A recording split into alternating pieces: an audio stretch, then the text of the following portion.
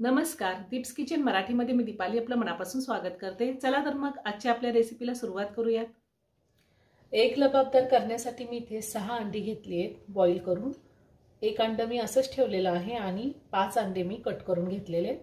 2 medium साइजचे tomato मी मधोमध cut देऊन घेतलेले आहेत आणि एक मीडियम साइजचा कांदा मी कट करून घेतलाय। अर्धा इंच आलं, 9-10 लसणाच्या पाकळ्या, एक तमालपत्र, 2 लवंगा आणि एक छोटा तुकडा दालचिनीचा घेतलाय। 10-12 काजू घेतलेले आहेत।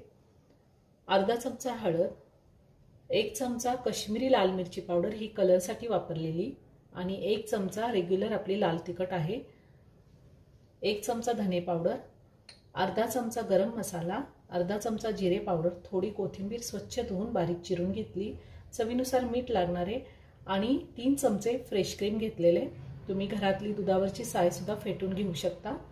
एक मीडियम साइजचा कांदा मी बारीक कट करून घेतलेला आहे। सगळ्यात आधी आपल्याला टोमॅटो, कांदा, आलं, लसूण, काजू हे सगळं बॉईल करून घ्यायचे। मी एका भांड्यामध्ये पाणी घेतले, त्यामध्ये टोमॅटो,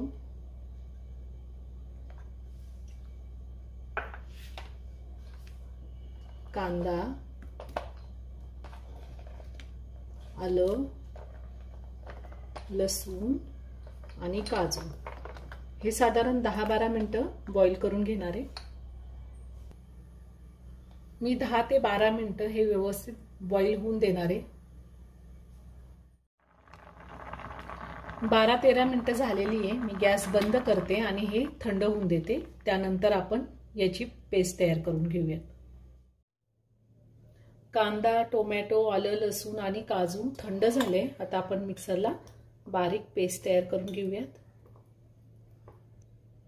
पाणी न घालताच मी पेस्ट तयार करून घेते। एकदम बारीक पेस्ट तयार करून घेतली मी गॅसवर कढई ठेवली, त्यामध्ये 2 चमचे तेल घातले।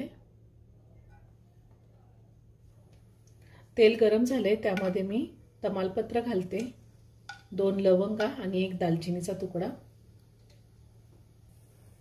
आता त्यातच कांदा घालायचा आहे। कांदा आपल्याला परतून घ्यायचा आहे। कांदा मी 2 मिनिट परतून घेणार आहे व्यवस्थित।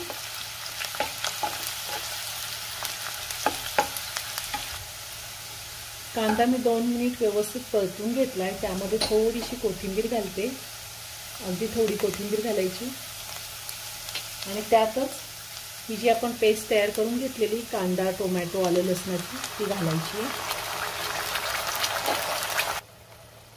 त्यातच मी हळद घालते,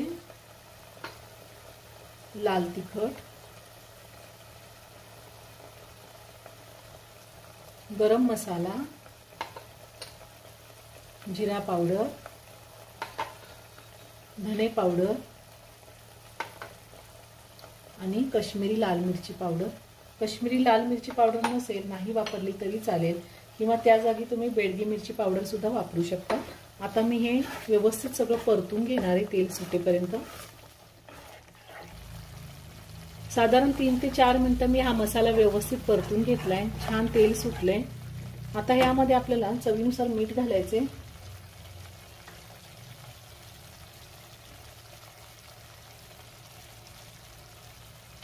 पुन्हा एकदा व्यवस्थित मिक्स करून घेते।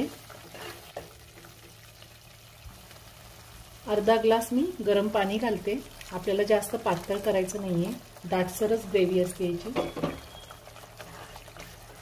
आणि पुन्हा 2 मिनिटं व्यवस्थित मी हा मसाला शिजवून घेणार आहे।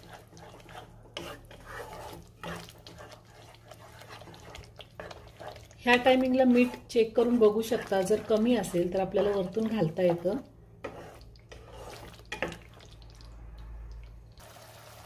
गॅसची फ्लेम लो टू मीडियम ठेवून मी 2 मिनिटं हा मसाला व्यवस्थित परतून घेतलेला आहे। आता आपल्याला फ्रेश क्रीम घालायची आहे।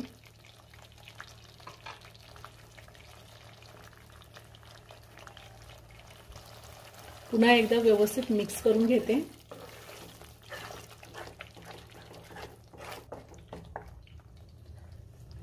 आता ह्या ग्रेव्हीमध्ये आपण हे जे एक अंडं मी अख्खं ठेवलं होतं त्यातलं थोडं अंडं आपण किसून घालायचे. अंड्याचा जो पांढरा भाग आहे तोच मी किसून घालते.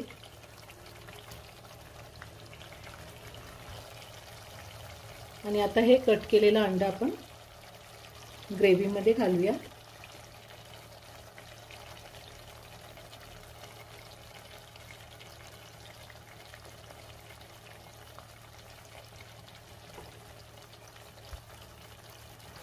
आता हा मसाला थोडा मी अंड्यावरती असा लावून घेते.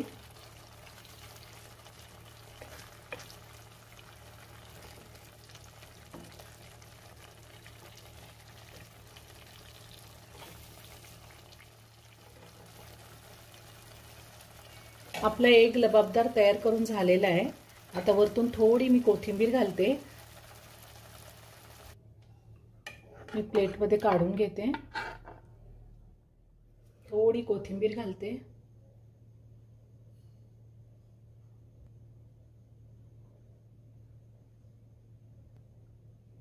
तयार झालं एक लबाबदार. आपण चपाती, रोटी, नान कशासोबतही खाऊ शकतो. खूप छान लागतं. एकदा नक्की करून पहा. व्हिडिओ जर आवडला तर व्हिडिओला लाईक आणि शेअर करायला विसरू नका. रेसिपी आवडली असेल तर कमेंट करून नक्की कळवा. पुन्हा भेटूया अशाच एका छानशा साध्या आणि सोप्या रेसिपी बरोबर. धन्यवाद.